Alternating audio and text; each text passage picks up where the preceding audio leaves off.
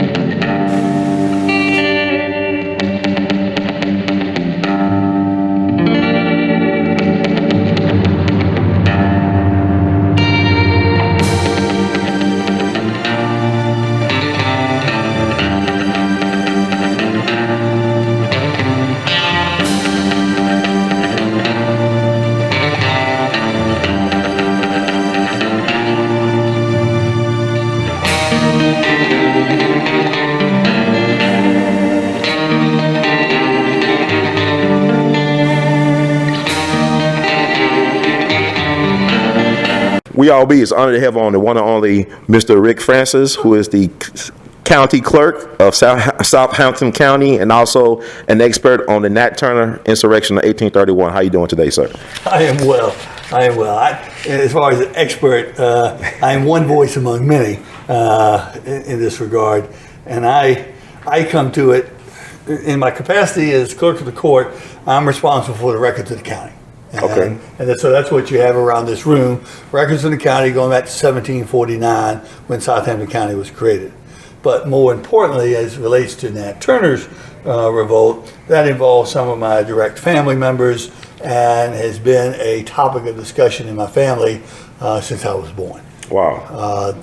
Now, my full name is Richard Lincoln Francis, and I got to admit that I was in tune with my Lincoln side, which we claim kinship through Abraham Lincoln's uncle's line on my mother's side. And so I was more in tune with that growing up at a young age. Now, as 20th Century Fox got to be doing their movie back in the 70s as a result of the Confessions of Nat Turner, a novel that was written, they were coming into Southampton County, wanted to do a movie. James Earl Jones was going to be the young Nat Turner. And thankfully 20th Century Fox agreed that instead of doing it by the novel, which portrayed Nat Turner as basically looking for white women, or potential little homosexuality issue about it, and that prompted the book where Nat Turner, 10 Black Writers Respond, which is in this case as well. That got such a pushback because of that there was nothing in the facts to justify William Styron's portrayal of Nat in that light. What ended up happening, Styron said, the only person Nat Turner actually killed was Margaret Whitehead, and she was about the same age. They supposedly knew each other, and as a result, I thought that was a proper jumping off spot, and to make that connection that Nat was lusting for her as opposed to being motivated by other forces. Well, that is where the records contradict the novelist in that regard. And thankfully, 20th Century Fox was willing to make their movie more in line with the official record of the county and the source documents as they existed at the time. So some of those are represented here. What's in red here is part of the script from the 20th Century Fox movie. And when they came down, they basically put a guy by the name of Chico Day in my house, my parents' house, for a month because my father worked with them and doing the legal work associated with the movie. So the picture that you see there is my father in front of the Nathaniel Francis house, and as part of that work on the movie. So the movie, it was made? No, actually, 20th Century Fox ran out of money. I think James Earl Jones was going through a divorce, and there were a lot of things that made it fall apart, and then it just collapsed. But unfortunately, there would have been a good opportunity while a lot of the structures were still standing to have made a movie, but a lost opportunity. Speaking of structures, like, was Nat Turner wife structure home still standing for? No, Cherry's house is not standing. That, interestingly enough, though, Cherry's house and the land upon which Nat was captured is all in the ownership now of Turner descendants. So it's interesting that it's all come full circle. But just like a lot of the whites, it's hard for anyone to, at least around here, in a relatively, I won't say depressed economic area, but no one's got the money really to fix up some of the older structures. So I did not fault the Turner descendants for not fixing up Cherry's house. It wasn't much left to it anyway toward the end, but there's several houses and properties owned by whites which had even, hopefully, presumably, more resources, and they were not fixed up either. So, unfortunately, there are very few structures that still exist. There, I believe you'll be able to find the widow Harris's house still standing. You will find a little piece of Jacob Williams' structure still standing, a little bit of Catherine Whitehead's house, but the showplace of the county, as far as Nat Turner is concerned, is both the Rebecca Vaughn house, which is under the protection now of the Southampton County Historical Society, and will be the starting point and ending point of a walking and driving tour, which pretty much features Nat Turner prominently, and the driving tour is pretty much exclusively Nat Turner following the route. And the other house would be that of Dr. Simon Blunt, which is known as Belmont. And if your viewers ever go just to Google Belmont Peanuts, they'll see on the cover of that family that lives at Belmont is producing peanuts, and it has a beautiful picture of that house, almost as it stood at the time of the insurrection. Certainly newer, but the same front still exists, and that house still has a bullet hole in the second dormer window up there on the second floor from the insurrection. Wow. And I want to ask you, have you seen the movie that was made, that came out recently, The Birth of a Nation? Yes, sure have. And what are your thoughts about that movie? Very powerful. After seeing that, I sent a text, an email over to Nate Parker's representative, who is in weekly contact, it seems like, and my words to it. And I said, Oscar-worthy movie. However, Nat may still get a post-it note, but perhaps a small one. Like I say, it was a very powerful movie. I could see it, certainly his role in the movie itself, winning an Oscar. As far as historical accuracy, I would take away marks for that. Okay, what are some things that stick in your mind in terms of historical inaccuracies in the movie? There's several. Well, anyway, I don't mean to detract from what he was trying to do and recognize his purpose, but in the movie, and you'll hopefully never get an argument from me over the horrors of slavery that were perpetrated upon blacks throughout America. But of course, in the movie, Nat is subjected to pretty much all of the horrors that are ever visited upon any slave. Either he experienced them himself or was exposed to them. The historical Nat will say in his confessions that to me, Joseph Travis, his last master, was a good and kind master who placed the greatest confidence in me and of whom I had no reason to complain. So and there's no evidence in Nat's confessions anywhere in the document of being mistreated. So, you cannot have slavery, though, without violence or a threat of violence or at least a sense of helplessness that someone has got to remain in that situation because they cannot, succeed outside of that. So that said, there's just a lot. Samuel G. Turner is shown in the movie Birth of a Nation is pretty much living all the way to the insurrection. Well, in fact, he died in 1822, and he wasn't even on the scene then. Nat tried to kill Joseph Travis, but was unable to, and so the other slave, Will Francis, was able to do the killing when Nat could not, because Nat only killed one individual, and that was that Margaret Whitehead, who he tried to kill with the sword. He tried one other lady, Mrs. Newsom, to kill with the sword. He found in both instances that the sword was too dull, but in the Margaret Whitehead's case, he ended up bludgeoning her to death with a fence rail. So of all the 60 white people that were allegedly killed, he only killed one white person? That's correct. Okay. Yeah, we got to go to the other side of this, this cabinet here, and that is my kinship to the ownership of Nat Turner. There's a book here called Southerner's All. And those two lovely people on the front of Southerner's All are my great-great-grandparents. Wow. And so what ended up happening is his sister, Sally Francis, married Thomas More, and upon his death, she married Joseph Travis. So she would be his sister, this gentleman's sister, would be the second person to get the axe, so to speak. And so technically, Nat Turner's ownership was in Putnam Moore, Sally's oldest son.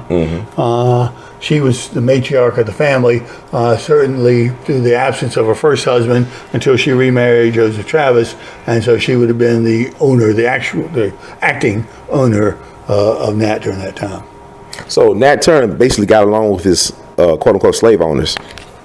He had no problems with any of his slave owners? Well, he only mentions in the Confessions Joseph Travis. Okay. And as to what I said.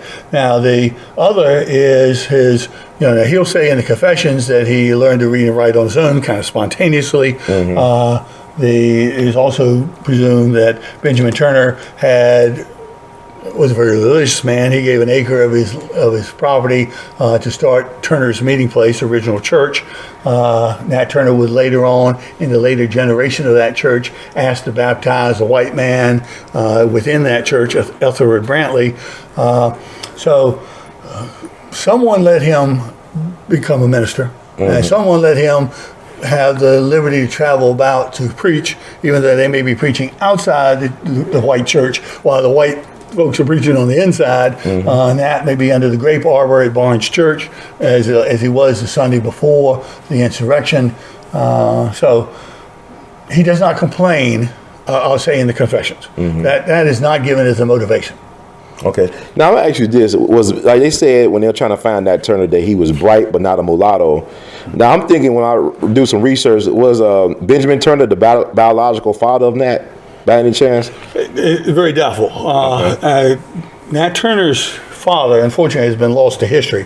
But one of two things probably occurred. Either Nancy was impregnated upon the travels over to America, or more likely, because of Nat's reference to it in the Confessions, is that Nat Turner's father lived at some point on the Turner plantation and was either sold south or moved south, because you'll remember that Nat Turner, again in the Confession, said that he took a 30-day walkabout, during which time he went to look for his father, but understood he had gone south or was sold south or transported south. Somehow had gone to the south. Nat Turner comes back to the farm. He notes that he's been chastised by the blacks, saying that, hey, if we had your sins, we wouldn't come back, but Nat says, wait, I've been guided by a vision, and he says that he who doesn't serve his earthly master will be struck with many stripes, and so I return to the service of my earthly master, and doesn't reflect at least being beat upon his return.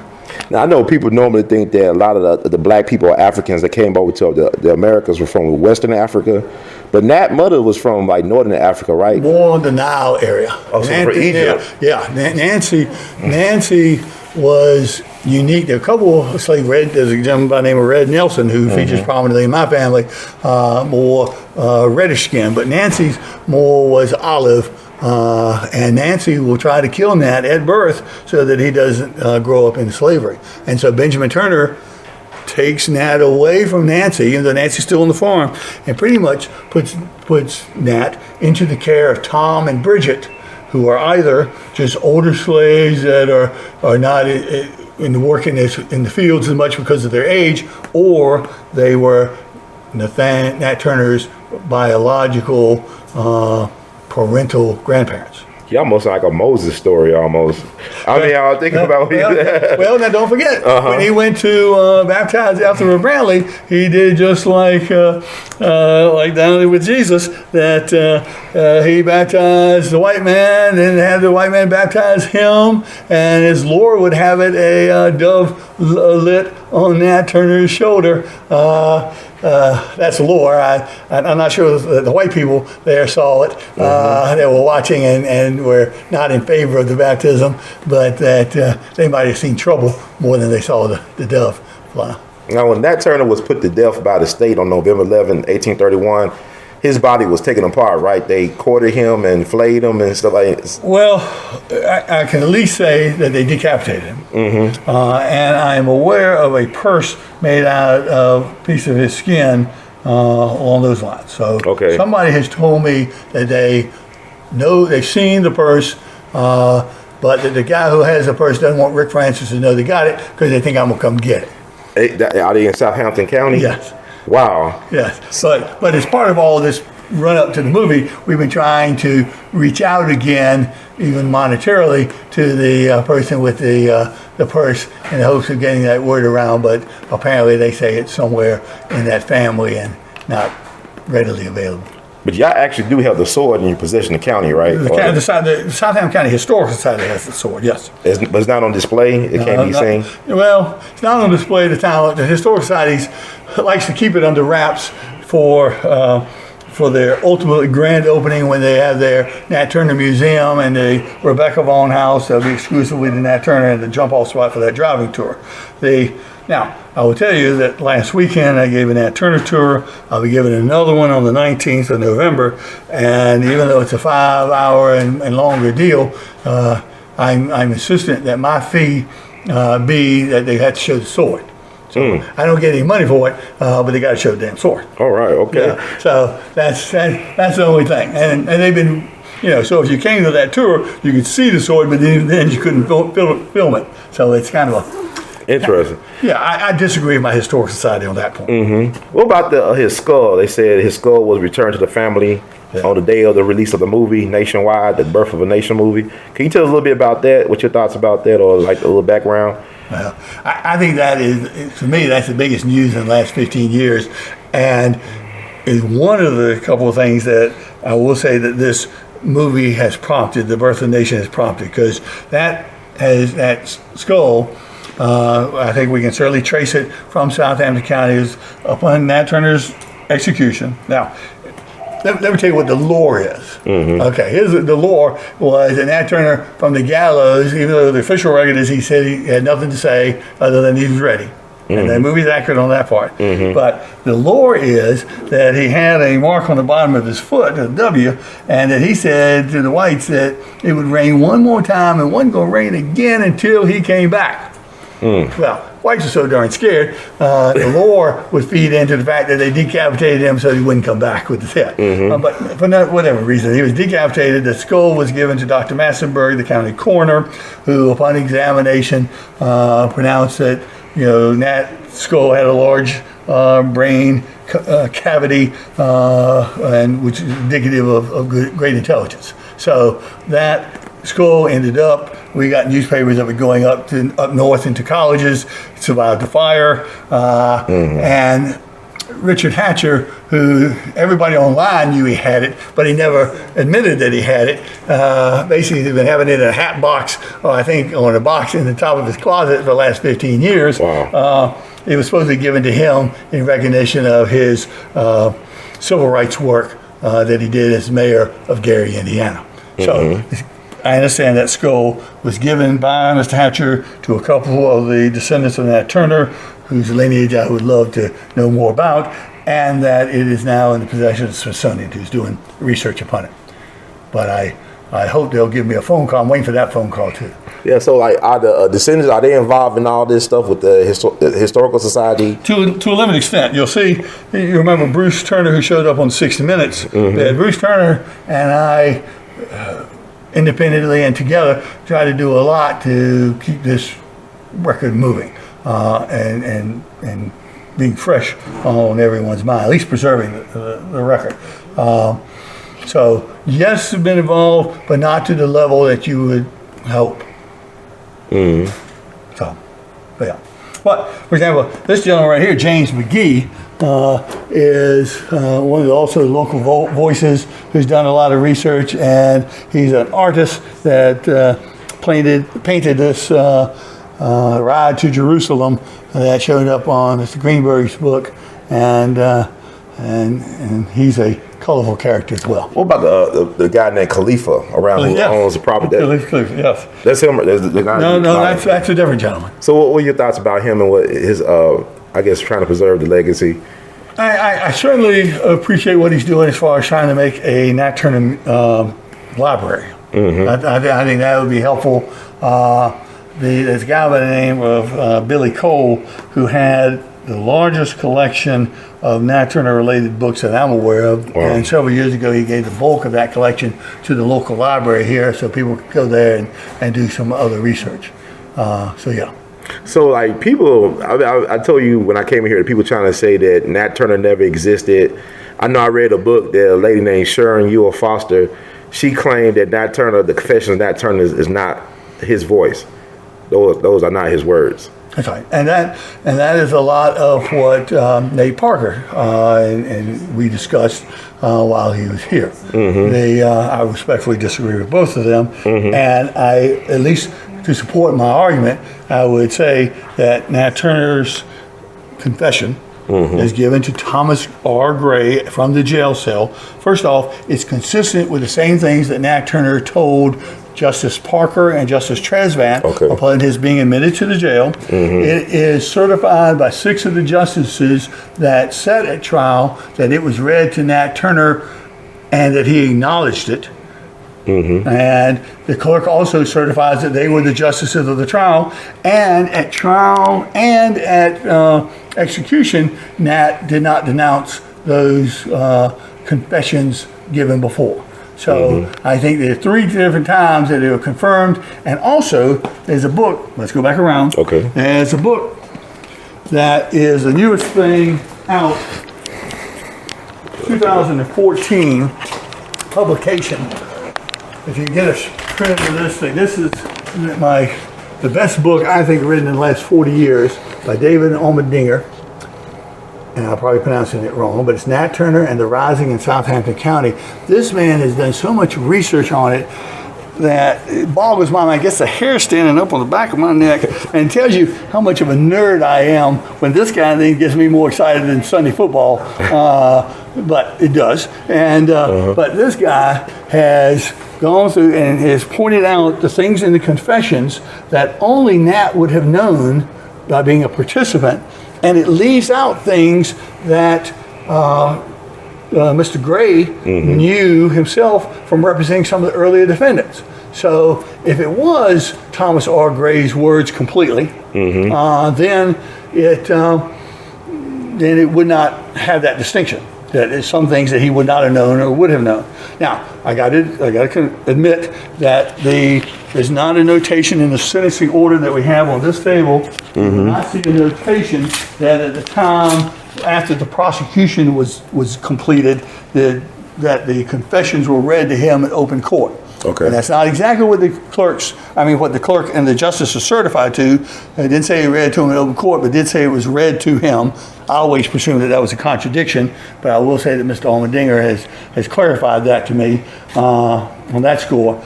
And so, for whatever reason, I certainly think the confessions use some language of the lawyer Thomas R. Gray. There's a word in there that is used, inculcated. Those of you viewers who are Masons will know that word will show up sometimes in ritual, but you don't see it pretty much anywhere else.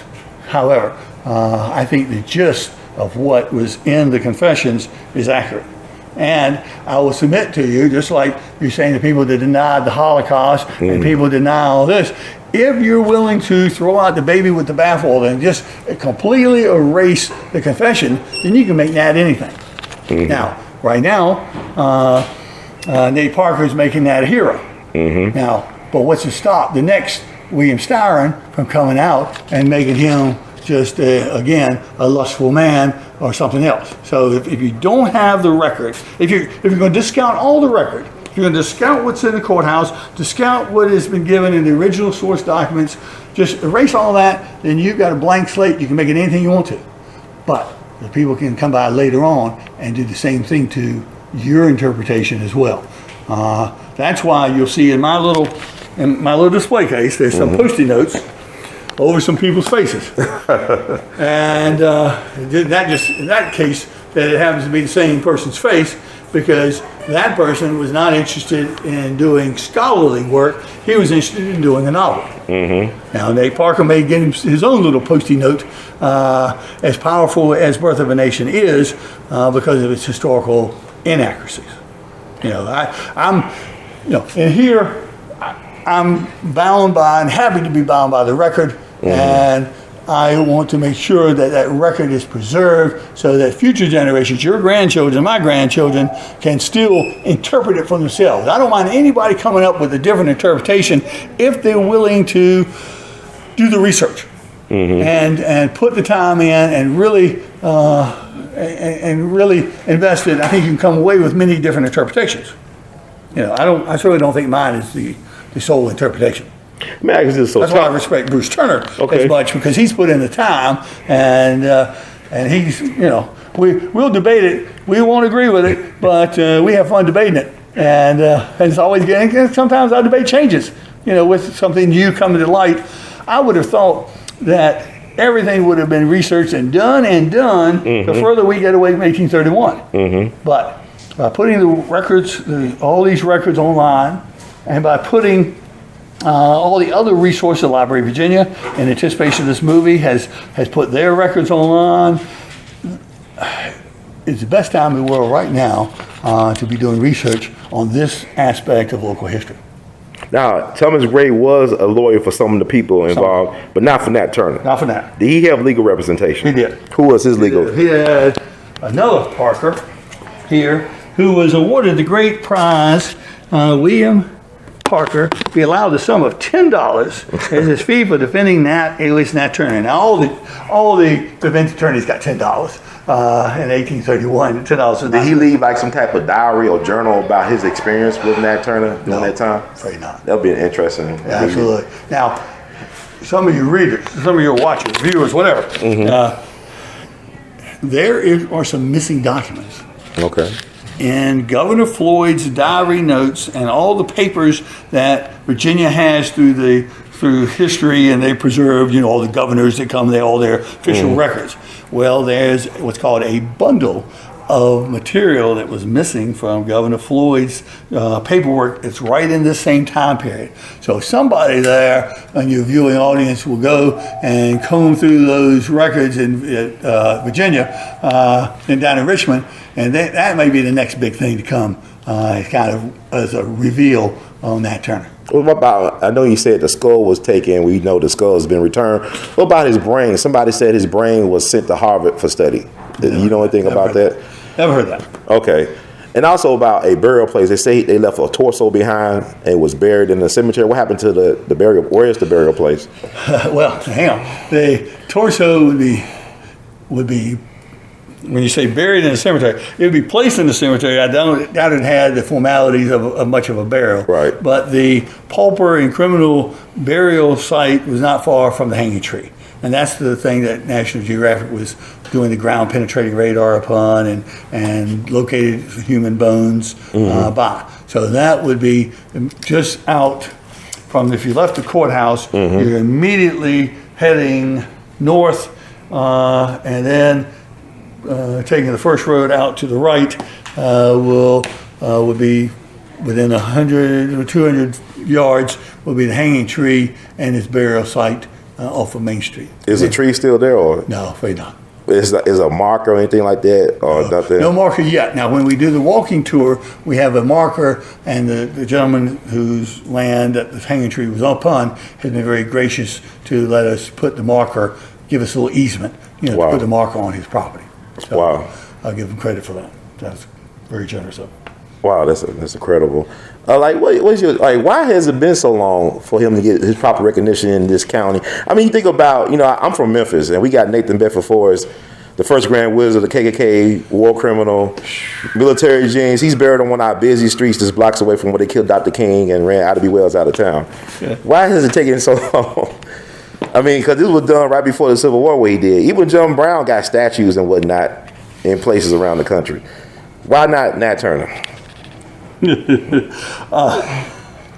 Well, at least I'll say that there are many. I'm sure not all, but I'll say at least many in Southampton County do not view him as a hero. And I think that's why. But Governor Tim Kaine, to paraphrase him, was he as, we say when he pardoned General Gabriel Prosser, was he on the right side of history, Nat Turner, when it came to the slavery issue? Well, certainly the insurrection as a whole was on the right side of history. I don't deny that a bit. And I think if you were looking for hero freedom fighters in Nat Turner's group, they were there all throughout. But the question becomes, is Nat Turner one? And I will ask you now, again, as I was being quoted, probably quoted as saying, God has not given me the eyes to determine saint or sinner. I lost at least 17 members of a family in there, but the 17 members of the family I don't know. I would actually probably feel a little better if I could say, hey, they died in the fight for freedom, and that their deaths were justified or otherwise. But I will challenge you in look through the confessions, look through any of the source documentation, and if you can find for me the point where Nat Turner is saying that he's motivated by a drive of freedom, I'd like for you to point that out to me. As close as it comes, as by my poor reading, is that Nat will say, I'm directed by the Heavenly Spirit that the first should be last and last should be first. Now, but again, not in his confessions, nor at trial, nor anywhere along the way have I yet seen in my studies where he says that freedom was his motivation.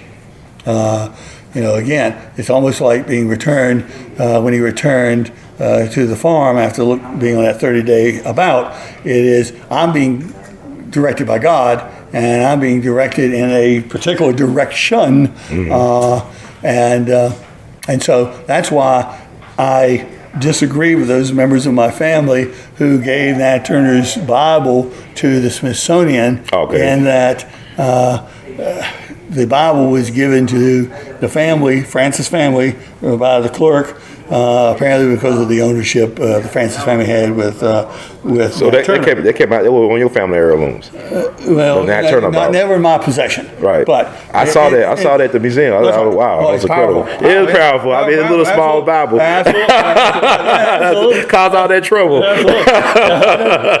But the full story of Nat Turner, I think, can only be told both with the Bible and with the sword. Inspired, and the following through the impact of the inspiration came through the sword. But the Bible being his inspiration as reflected in the confessions. So, again, you throw out the confessions, you can make them anything you want to do. Was there a thunderstorm during the time of his execution or something? Was it? I've never heard that. I think it was a full moon at the time, the 21st of August, that permitted them to cover the ground. That's why a driving tour is, to me, cannot be beat, because Nat Turner and his crowd covered an incredible amount of distance on the 22nd day of August. They started on the 21st, about midnight, 10:30ish, midnight-ish, but they covered an incredible amount of ground on that time. And to their credit, you gotta say that no one was tortured, maybe other than Richard Whitehead, but no one was tortured as part of the killing. Only the act of the killing was the violence. There were no women that were raped or otherwise assaulted during the insurrection.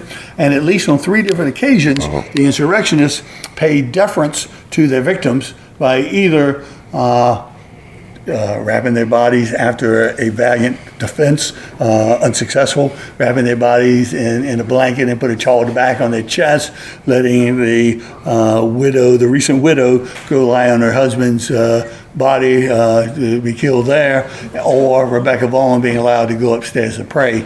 However, she prayed too long and they cut her short. Wow. So there was some, there's some deference certainly that should be given, but again, it should be remembered. If you erase the history, you don't even get that. I mean, it's just. But they never made it to Jerusalem, which is now Cortland. They never made it there, right? They 2 miles. Close. Or 2 miles out. About 2 miles. I mean, I just did like people complain about the lack of women having strong voices or presence in the movie. But my understanding that Nat Turner was being hid by a Native American woman. Is that correct? I think he was being hid, or rather supported, by Cherry, who is on Giles Reese's farm. At least that was the third and final cave, was within easy carrying food distance between the two. Nat will say, now again, Nat would have a motive to protect anyone who did put him up, but I know of no source documents. I've heard that, what you're telling me, that some Native American, there's some Turners that are certainly in the American Indian records, and there's certainly some intermarriage in the family, but I am not aware of any record that indicates that he says in his confessions that for the first 6 weeks he hid out under a hole that he dug on Nathaniel Francis's farm under some fence rails. Say the first 6 weeks until a dog came and found his food, sniffed his food out, and kind of betrayed that. And then later, 2 hunters, African American hunters, came in there and using that same dog as their hunting dog, were led back to Nat, and then they ran back and told the whites where Nat was, and so Nat had to move for the second and then for the third time. So it was only really by accident through that dog leading twice to Nat Turner's place that Nat Turner was even captured then by Benjamin Phipps on the 30th of October. The militia came through because the report had been Nat Turner's been seen in the area. Here come the militia on that Sunday, and Benjamin Phipps sits down to let them pass. They go through, and maybe Benjamin Phipps is tired or whatever. He just sits there for a bit, and he hears a little rustle in the tree that had fallen over, and so he lowers his gun, and Nat presents himself and surrenders that sword, and is taken to Peter Evans' house the first night, and then into Jerusalem the next. So you think he won? I mean, why do you think he surrendered? I mean, he could have fought to the death, right? I mean, basically. Well, he said in his confessions that he basically surrendered, thinking that he would almost, paraphrasing him, but he would look for a future chance to escape, or that the present situation did not present itself, and he would look to a future opportunity. Wow. And also, like in the movie, they said it was somebody that was a young child that informed. Was there any snitches? Oh, hell yeah. People did snitch. Oh, hell yeah. Okay, it's like, so historians said nobody snitched. It was a historian. Hang on. I wouldn't be here if somebody didn't snitch. Okay. All right, let me tell you. All right, now you're not going to like this one. Oh, go ahead. It's history. Okay, all right. There will be more slaves staying loyal than there were joining. There'll be more blacks testifying at trial against other blacks than there will be whites. Now, I think some of that's certainly explainable. I don't think you got the Fifth Amendment protection back then, certainly as a slave. And can you imagine how hard it would be that here it is, Nat Turner, unlike Gabriel, kept it quiet. And so it was not until immediately before the insurrection began that he even let it be known among his immediate lieutenants how they were going to go about it. And so here you got a slave, so a group of folks ride up and say, join me now. Come now, this is your chance. And, that had to be a hard decision for anyone to make. You go with you stay with the devil, and you go with the devil to make it's like some election stuff going on. You're talking about a tough choice. Right. So I certainly, I don't necessarily look at them as snitches or as Uncle Toms or anything along those lines. What ended up in my family, my great-great-grand aunt was killed, as we mentioned, as the second person killed in the insurrection. The next house they went to was my grand-uncle, Southampton Francis. They knocked on his door and said, "Hey, we got a message from your brother Nathaniel. Come out and get it." Well, he got the message, but it wasn't the message that he thought he was going to get. But he had a chance to holler to Red Nelson. Slave, lived under the same roof. Lived under the same roof, because don't forget, after 1818, we were poor white folk in Southampton County, and that's the good thing about Drury. You'll see in some photographs that I'll send you a link to, that the house wasn't much to look at. It was just a one story, 2 rooms. On the second was, well, maybe windows on the both end, but he'll say, "Red Nelson, grab my gun." And Red Nelson's too late to get his gun. But Red Nelson gets out the back door. And Nat Turner's group then, instead of keeping on straight to Jerusalem, they take this little wide arc down south and then come back around. Well, some people say he was on a hit list. You know, the people, he was going to pay back hit list folks, all that previous owners. But that said, it's also just as likely that since he was weak at the start, that he's probably thought his best chance of getting recruits are those who knew him. You know, farms that he had been owned upon. You know, friends that the family had connections. So he made an arc. But thankfully for me that he did that, because that Red Nelson ran about 3 miles to this Nathaniel Francis's house, the guy who's on that front of that book cover. Wow. Well, Nathaniel Francis, we're talking about before noon, now on the 22nd. There's a young black male who comes to that house and says, "Master Francis, all the white people have been killed up at your sister's place." Well, he doesn't quite believe him. But he says, "I'll go check it out." Now, and here's where it's kind of bad. There's several things bad in my family, but this is one that he may not be the brightest bulb in the box, because he sent word ahead that the British were coming. Rising, and we're not too far off the War of 1812. Right. But anyway, that's what the next house gets. The British. So, but Nathaniel Francis would head out at a direction straight toward his sisters. Nat is circled to the south, so he missed Nat Turner's crowd. His mother will follow. That got him out of the house. Wow. And again, showing maybe not the best brains in the world, he left his 8 months pregnant wife, Lavinia, there home alone with only the overseer and the 2 3-year-old and 8-year-old nephews, orphan nephews that they're raising. Well, there she is, 8 months being pregnant. Okay, we're going to go back to the back of the box here. Come on, follow me here. Yes, sir. Okay. Oh, so don't do that. Here we go. Okay. All right. Picture these 2 people. He then 26 at the time of the insurrection, and she 19. Wow. All right. So here she is at that home, 8 months pregnant. Here comes Red Nelson, a black slave, who grabs her, takes her on the second floor, and takes this in this picture with the spinning wheel, hides her in that little cubby hole that's in the back right behind that spinning, what do you call it? Anyway, stuffs her in there, and here come the slaves. Slaves are coming down the path. They're killing the 3-year-old and the 5-year-old who see Will Francis over there and say, "Hey, give me a ride." Well, they're decapitated. The overseer shot in the doorway downstairs. Presumably, or as the family would have it, Lavinia faints while in there, hearing the groans and moans of the overseer. The slaves come in. They look around. Red Nelson said, "Oh, I think she's out in the tall cabbage patch," but they don't believe him necessarily. They reach in there and they're touching her petticoats, but just don't touch her. Wow. They can't see in there. And so Lavinia survives. Lavinia comes down the steps. A slave by the name of Charlotte says, "Lavinia, I thought you were dead. If not, you soon shall be." And she comes at her with a knife, and lo and behold, a 3rd slave. We had a 10-year-old young black male. We've had Red Nelson, and now we have a slave by the name of Esther or Easter, depending on what book you read. And she was a slave of Lavinia's before she married. Kind of came over with the dowry, I guess it was.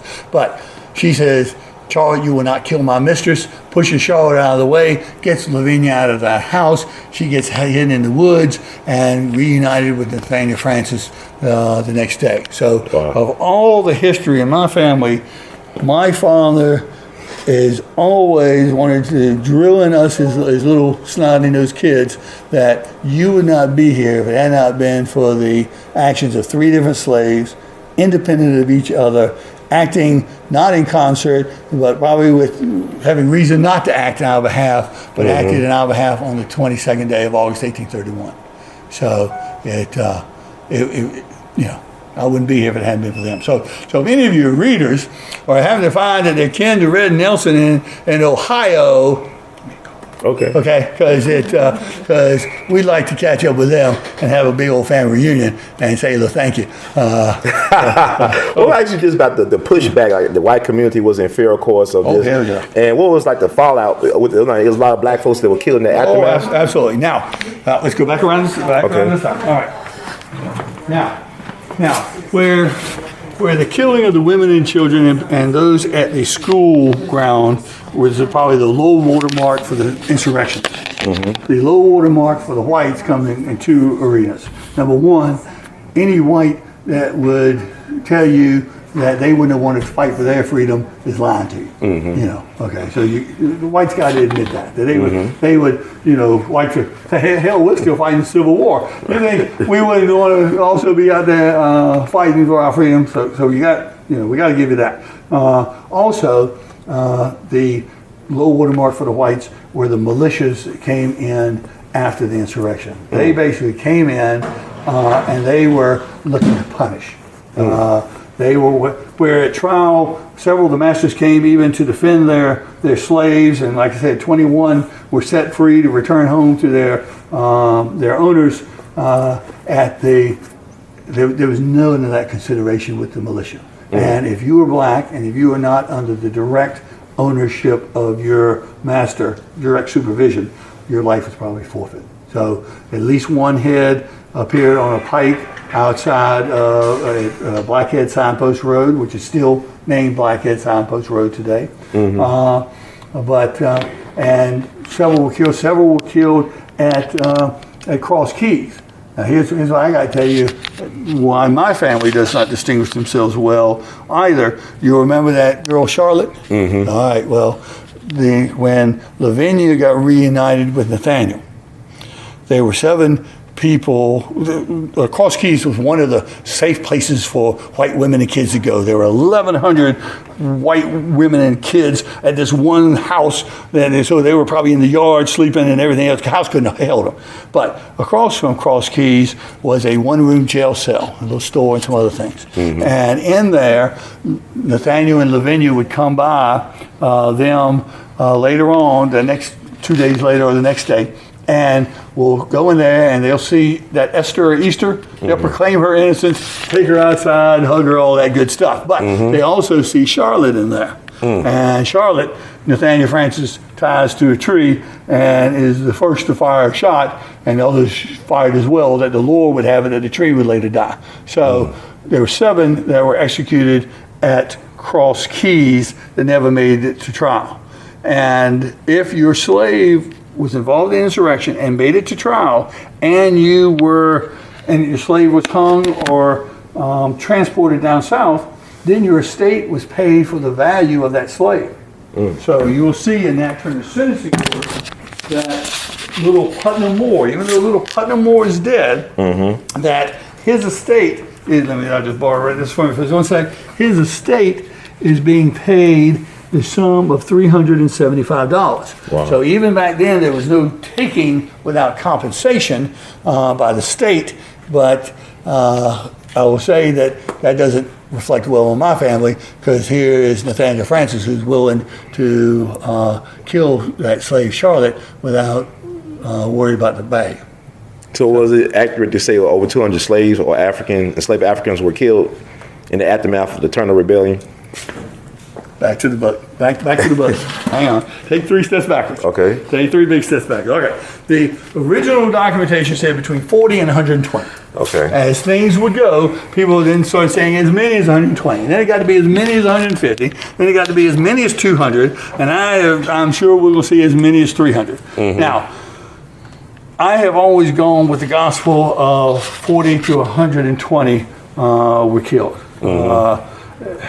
Now, I will tell you that Mr. David Almedina has done the best study of our tax records as well as everything else, and he suggests that if there had been 60, 80, 100, that they would have reflected in the tax rolls. And he goes back to the individual owners of the slaves, and he can pretty much document a number considerably less than 120.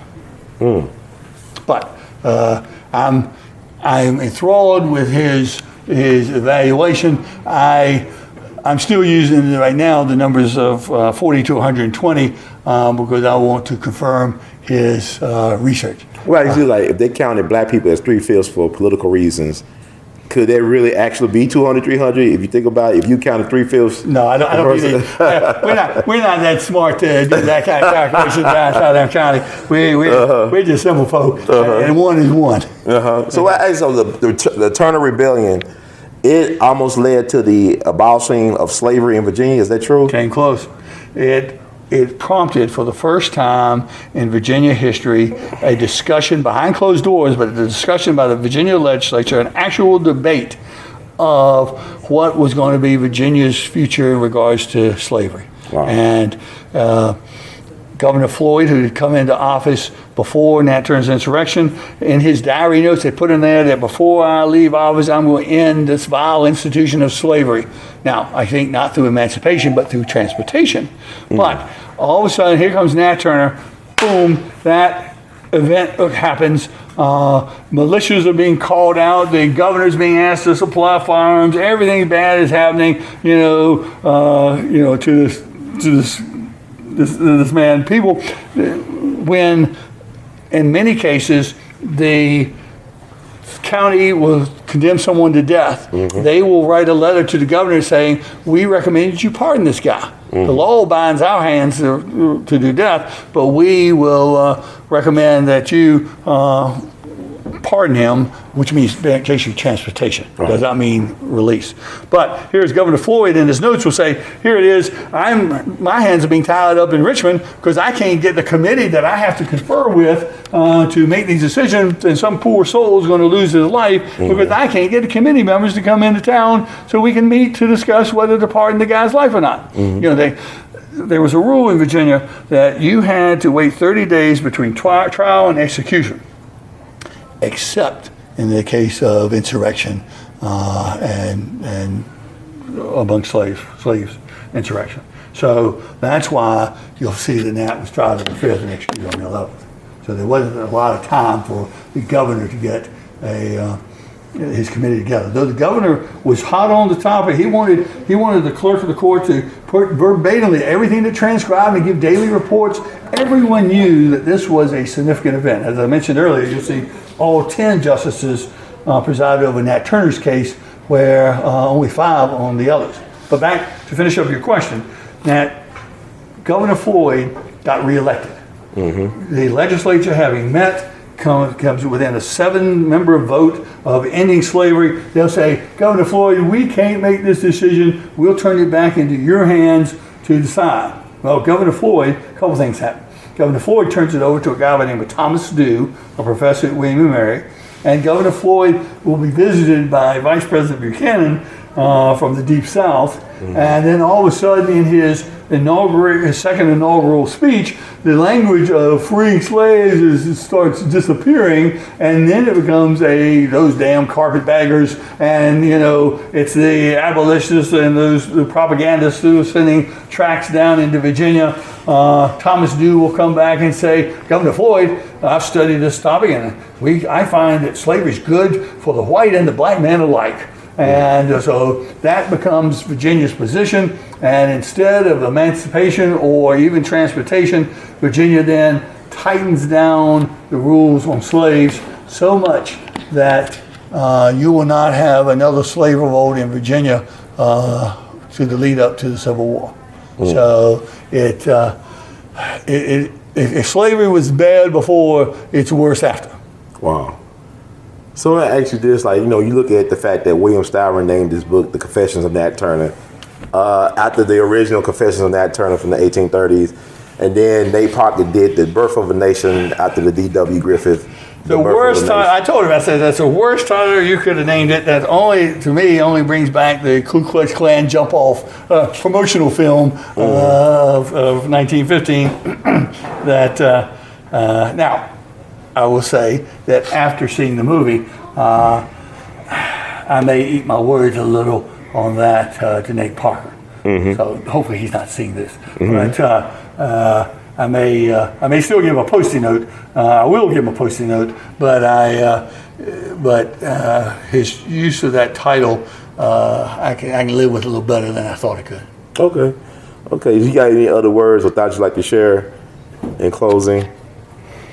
Well, I'll show you another document if you want to take another look at another document. Yes, sir. All right, we got to walk across the room, though. Okay, that's fine. All right, come on. So y'all might want to see this one, too. This is... Now, all this got cut out of the 60 Minutes deal, but you might want to stay on this side, and I'll get you here. But when we talk about the original records of the county, I'll bring a book. Interesting stuff. Good stuff. Yeah. Yes, indeed. That's why I had come here, man, because I said, people getting a lot of misinformation and stuff. There's a lot of confusion. Absolutely. That's why I was saying, I was telling you, go Southampton right up the road, man. People don't know. You know how we be doing. It be stuff in our backyard. We won't bother with it, man. Yeah. Well, I've been through it a couple of times, but you saw the movie and stuff. And yeah, I saw the movie too. I got the book. in the original will book that would encompass Benjamin Turner's will, the first owner of Nat. The first 153 pages have gone blank. Now, what will happen is someone will do a will, and they'll be placed in one of these drawers. Behind the drawer, Will's original pieces of paper from 1749, from 1867. Anyway, what happened was the Library of Virginia, who has helped us restore Nat Turner's sentencing order book, has helped us restore Benjamin Turner's will book, which has helped us restore so many of these books, was kind of say, Francis, we got to do something for Nat Turner's original document in which he was first named of all the records in Southampton County.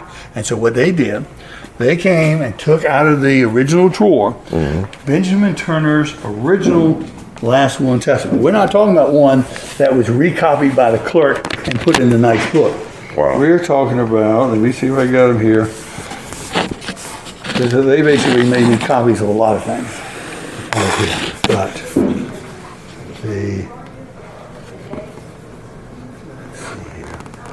hang on, you had to give me a little bit of time. Right. Here it is right So these are the original papers. This is it. Wow. This is Benjamin Turner's mark.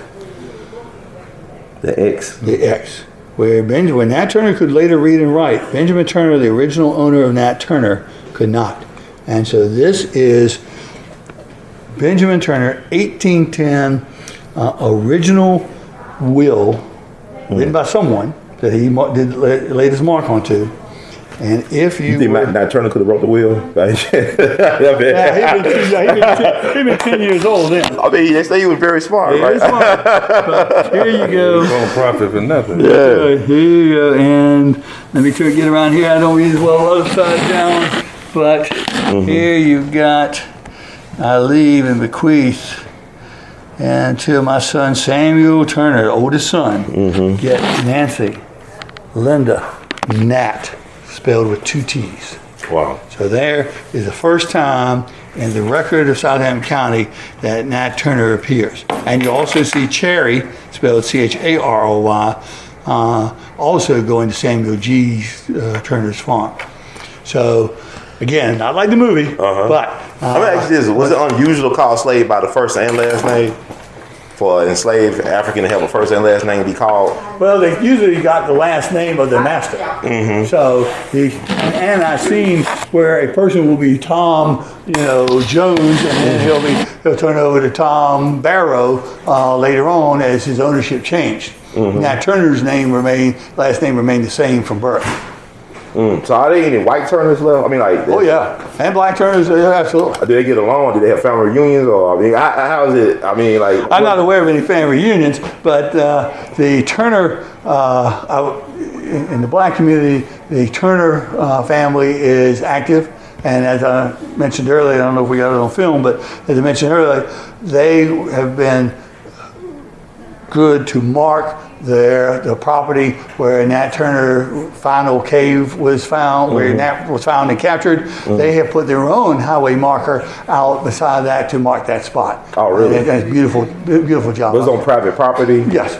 So how would you contact who you need to contact in order? Well, why don't you just drive down Cabin Pond Road and you go right by Cabin Pond that Nat Turner had his last supper with, again, with those that he met, his lieutenants, and that you'll be right by it. Does that cave still exist, or what? The man-made?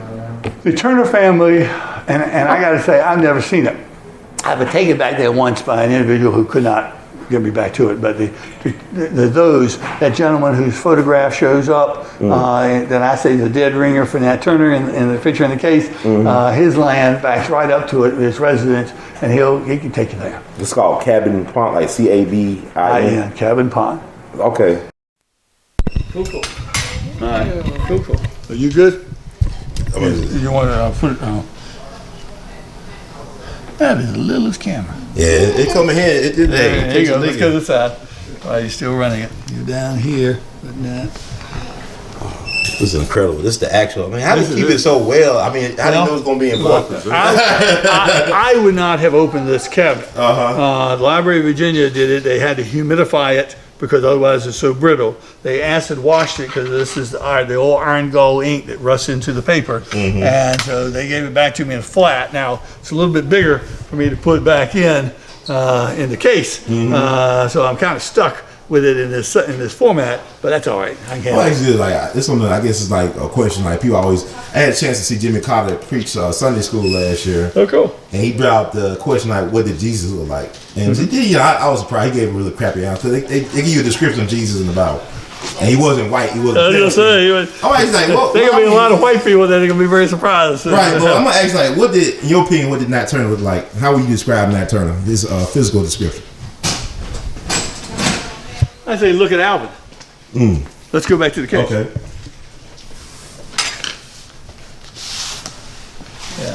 Yeah. Look at Alvin. He's descended of Nat, or No, he's of the family of Nat Turner. okay. I am confident. It's that picture on that same shelf. All right. Yeah. Right here. Yeah. Now, I'll give you Mr. Turner's contact information so you can get his permission to use his picture. Yes, sir. But I think he's a dead ringer to as a younger man. That he's a dead ringer to The guy with the Nike hat, right? Yep.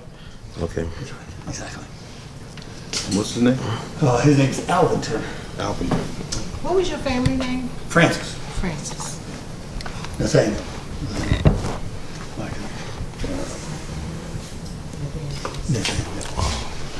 Who is a real SOB if you listen to Styra. And like I say, he looks a little hard toward the end of his life as well. And he was certainly hard enough to put Charlotte up against the tree. Wow. So, I mean, I can't deny that. And, it's one of those facts that is documented that even I got to live up to, or hopefully live past. But it's the same thing. I try to hold myself to the same rules that I would hold Nat to or Nate Parker. Right. Wow.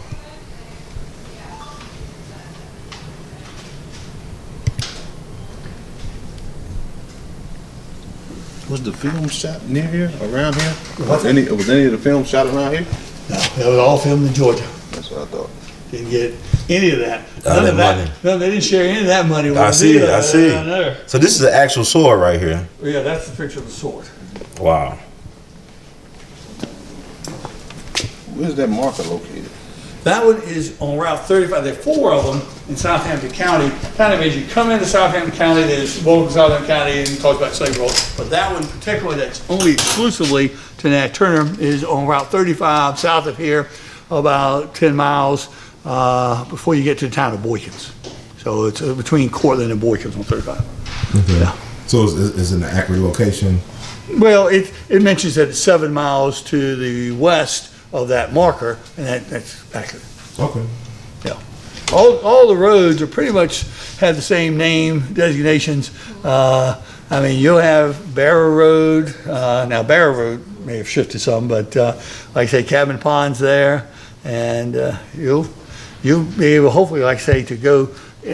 Our goal in this tour is to basically be able to give you an app that you can download to your phone, or it will loan you an iPad, and it'll give you GPS guidance throughout the county. At each location, we'll have a photograph from Drury's book of how the houses looked, at least in 1900, and that the vignette of what occurred at that location. Okay. Sounds cool. So y'all got the Historical Society got a grant, right? Did they get Sure did. Like a $500,000? $425,000. We had to match $105,000.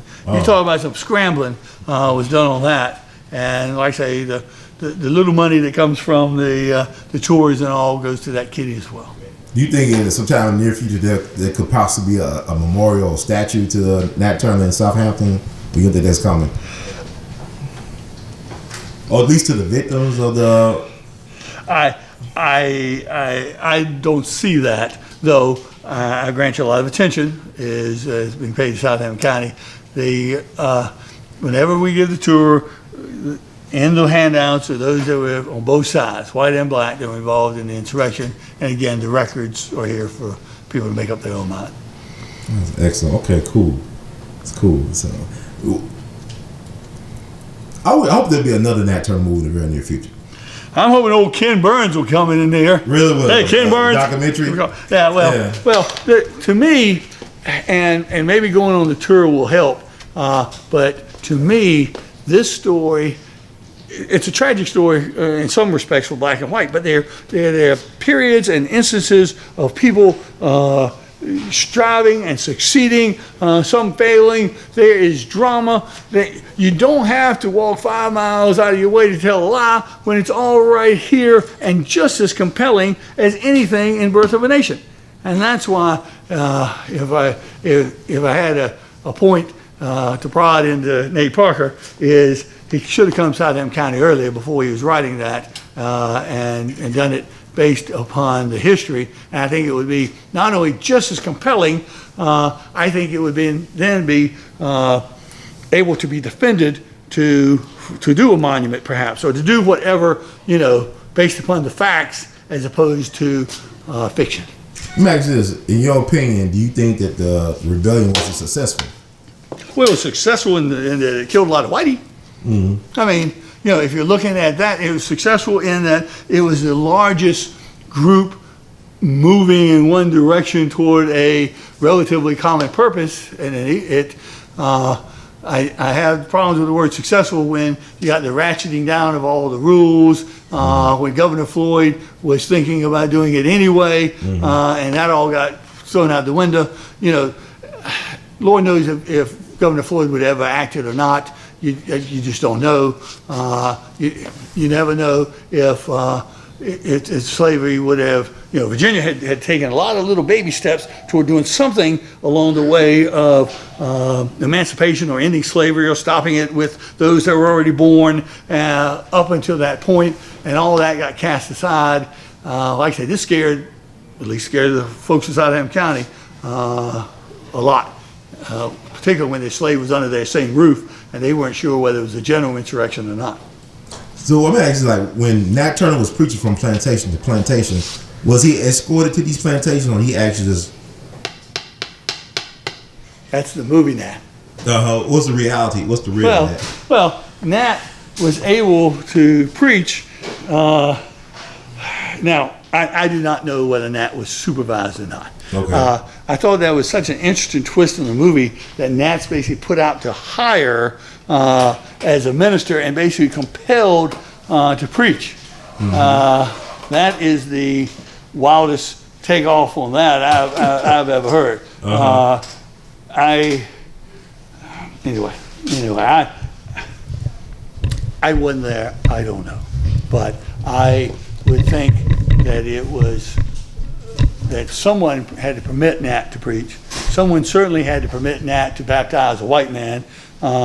Someone certainly had to permit Nat to go about. The lore is that Nat was excellent at making mill dams.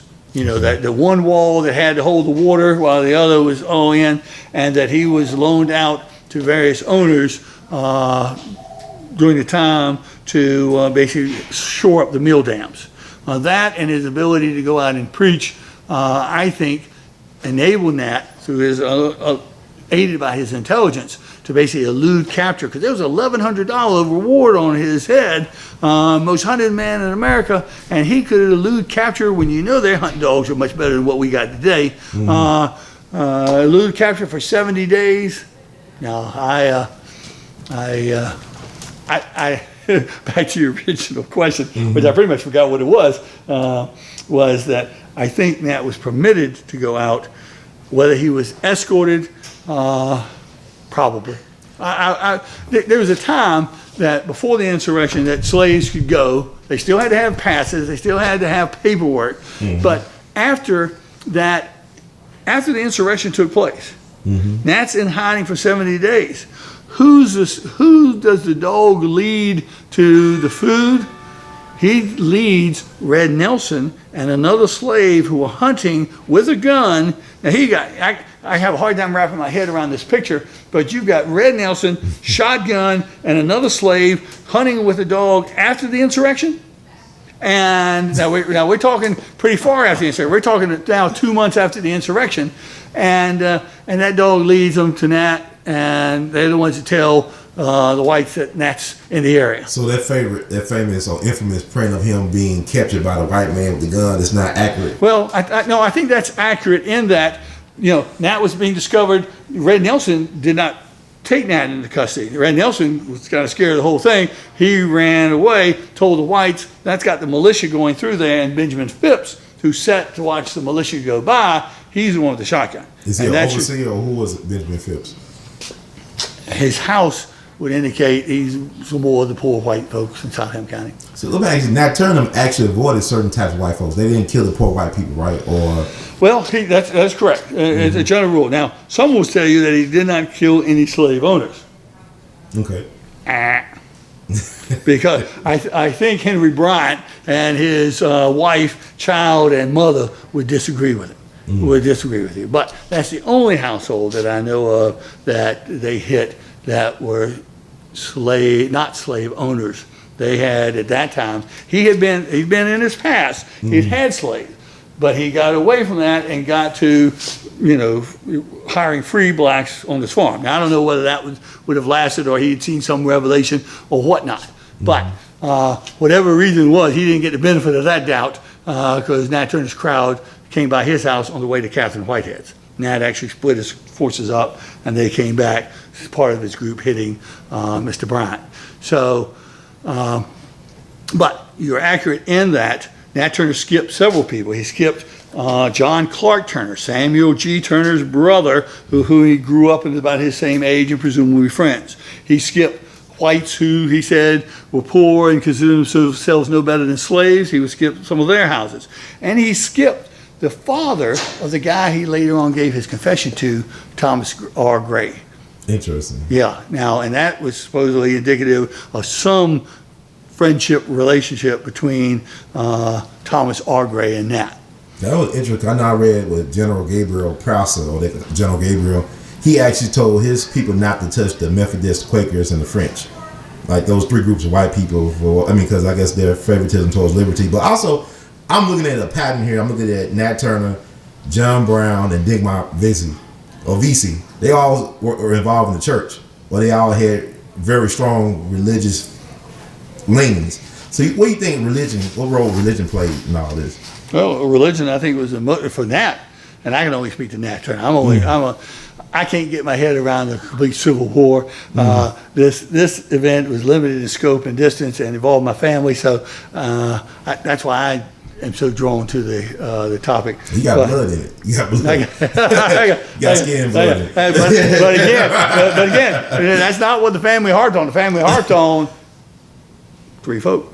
Between me and not being there, and quite frankly, if you add another 4th factor, my ancestor, my child of Nathaniel, wasn't born until after Nathaniel's death.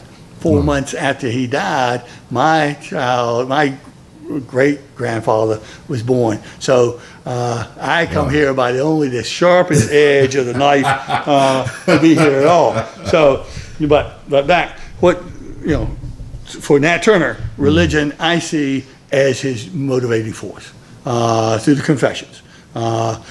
I think if you want to go to a freedom fighter, you talk to that guy who held that a similar short-handled broad-bladed axe by the name of Will Francis, who shows up unexpectedly at Cabin Pond. And that's going, "What are you doing here?" He said, "My liberty means as much to me as any man's, and I just as soon die in the pursuit of that than survive, basically." Wow. And that guy, now he was a killing machine, but he and most, if not all, of the others were certainly, that was their motivating force. But back to your thing in religion, religion also enabled Nat to distinguish himself among the community in which he was born as a leader. Whites and black recognized that, and that was not anonymous coming up. Once you ask to baptize a white man, they'll figure you out pretty quickly, right, as being something. So religion enabled Nat to have the opportunity to go out and convince others and to direct their actions not only to this world but to the next. And so I think religion assisted Nat, directed Nat, and enabled him to help get the force together, assemble the force that actually he led. What about, you think he was aware, or did he read David Walker's The Appeal to the Colored Citizen? I don't know. My friend Bruce Turner would say so. You got to show me. Okay. Yeah, I should have been from Missouri. You got to show me. Something. Well, the Blackhead, you said it was a street called Blackhead. Blackhead Signpost Road, still there. It actually had a blackhead. At least one on the pipe. So no, the woman said it was Nat Turner head that was impaled. It wasn't his head. No. See, I mentioned David Walker. He's from Wilmington, North Carolina. That's where Michael Jordan's from. Michael Jordan born in Brooklyn, but he was raised in Wilmington. And they got Cape Fear. Yeah. They said back in the day, during slavery time, they actually take like black men and cut their heads off and impale them on a stick in the harbor. So when you come into Cape Fear, you see a whole bunch of impaled black male heads as a warning to insurrection. But that's where David Walker's from. Who wrote The Appeal, and he died in Boston. But let me give a little shout out to Lonnie Bunch, who is, because Lonnie Bunch is right down here. His family comes just on the other side of North Carolina, on the other side of Boykins. You take that same route that takes you by Blackhead Signpost around 35, keep on going into North Carolina, that'll take you by Lonnie Bunch's family folks. And so I had the pleasure of meeting him here, and we've had some discussions, and I'm still waiting for a response to my email. About the Bible? About the Bible. I'm still holding out for that. It was powerful when to see that though. Like when I saw that a couple weeks ago. Have you been? I've been to the museum. They actually got his Bible there. It's a small little book. Nat Turner's Bible. The problem is the NASCAR, the new black, right on the mall. Yeah, it's sweet. It's sweet. You got the tickets come in, so many people come in. But Mr. Bunch, give me a holler back, because I'm still.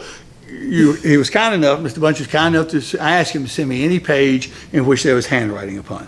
Because I was hoping Nat was like my father, couldn't read a book, even the Bible, and I'm curious to see what Nat Turner's handwriting's like.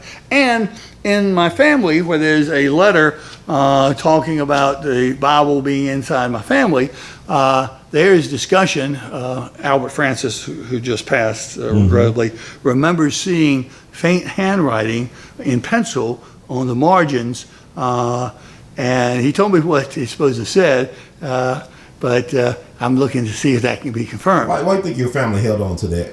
I guess it would be an heirloom. Why do you think they held on to that Bible for so many generations? Well, I think they would still be holding on to it if the stepdaughter hadn't given it away. So she just gave it away. She didn't. Well, I don't know what the details were. Mm-hmm. I hope, and I am not angry at my family members. I disagree with their choice of giving it to the Smithsonian. And I disagree strongly with their choice of giving it to the Smithsonian. But it was in their possession, it was not in mine. But the Bible was supposedly given back to the Francis family by someone here at the courthouse way back in the day saying, hey, this Bible belonged to your family, and would y'all like to have it back? So it ended up in the person side of the family, and they were the caretakers of it. And without, I'm glad it wasn't sold on eBay or something along those lines. And I will give Lonnie Bunches that the Smithsonian is the second best place for that Bible to be, not the first best place, but the second best place for that Bible to be. But I would have hoped that my relatives by marriage would have, before they gave that Bible outside the family and to a position that it could never come back, would have at least conversed with other members of the, not necessarily my generation, the older generation of which Maurice Person was in, Albert Francis, Cliff Francis, others of that generation had discussed it, and would have included someone in Nat Turner's family, because this should not have been a decision which is to be made by, if I had the Bible, it should not have been a decision I would have been able to make, or should have been able to make, without some discussion with them. Now, if I had possession, I might make the final decision. But to my understanding, there was no call together a family to discuss the Bible. Now, and I'm hoping, and I have faith in my family that were married into the family, that they did not get a tax write-off as a result of giving that Bible. I'm hoping no Francis or person made any profit on that. I hope it was a true gift of the heart and for future study research than it was monetarily. So I'll rest comfortably believing that until somebody shows me otherwise. Yeah, I know like people like they look at the King family and say, oh, it wasn't a disgrace, they fighting over their father's belongings and stuff, but everybody family got that. They happen to be highlighted. Theirs because they public figures and stuff going through it, and no, they won the sell the Nobel Peace Prize medal he won, and the daughter said no, and then there's no King artifacts in the new African American Museum. No, because the family can't agree about. I mean, but they might want to open their own museum. Like you said, you want to open y'all next museum. Yeah, that's right. So for people judge people on the outside, not know what's going on, and just hearing what you guys do. That's right. Yeah. Now, see, I have Nathaniel Francis's family Bible in my possession, given to me by my father. And at every family reunion, not only has it been put online through the Historical Society of Virginia, but it is also, every family reunion I go, I take copies of it. I've got it on my computer here as a ready on the desktop, ready to send out to any family member that wants it. I'm merely the custodian of it, but it would not leave Francis' hands without some discussion, or not going to another Francis, as long as I'm living, kind of thing. And I would have hoped that my step family would have done the same. You feel like a lot of how aware are the younger people in your family of this history? Oh, they're aware. Now I only have a daughter. Okay. But I'm sure she's very aware. She's aware, but I cannot get her. She's 25 now, Okay. 25 now, and I cannot get her psyched up into this, because when I'm gone, somebody needs to at least hold Nate Parkers of the world and William Styrens of the world to what the facts were. But she cannot get past, well, Dad, I'm upset that our family owns slaves, and I certainly respect her decision on it. It happened. But it happened, and it's nothing I'm proud about. Right. But my daughter can't get past that, and that is, I think, tragic. And maybe she gets older. She will. I only really. Does she have kids, or she have any kids? Not yet. Okay. But at this point, I came in when my father developed prostate cancer, was doing some the filming with the Historical Society, and asked me to kind of take over it when he got a little weak. So that kind of was my call. So, it is what it is. I hope, I'm going to leave something behind in the form of these books and these records if anybody's interested and willing to take the time to look at it. So how would they find out, like, look at these artifacts? What would be the best way to contact you or to find out more about what we learned today? Well, okay, God, I hate to give you my email address, but I'm a public figure, so it is rfrancis@courts.state.va.ui. You can find me, clerk of the Circuit Court of Southampton County. But I do need to tend to the public's business here besides answering a lot of emails. But I'm always happy to talk about it. I find this piece of history so fascinating and so compelling, and I shouldn't get so riled up about it when people come in. I like the passion. I mean, it's good to have passion. You know. I probably need to cut down some caffeine. Is what I need to do. I'm saying, but like with the movie, I'm sure you get a lot of people. Like you said, you had a lot of people come in just. Y'all number 4 today. Y'all were 4 today. Number 4 today. Yeah, and I got at least 6 emails from the last night. And I cold called him yesterday. Yeah. I was here. I came here and learned just this was back in like 88, 89. So you already knew about this stuff. Oh yeah. So you see the documents and all that? Yeah, absolutely. Wow. Absolutely. So Cool. I was just trying to share the information that I knew. I said, well, I told anybody that would listen. I was like, Southampton right up the road, man. Come on down. We appreciate what we got in the backyard. You don't know.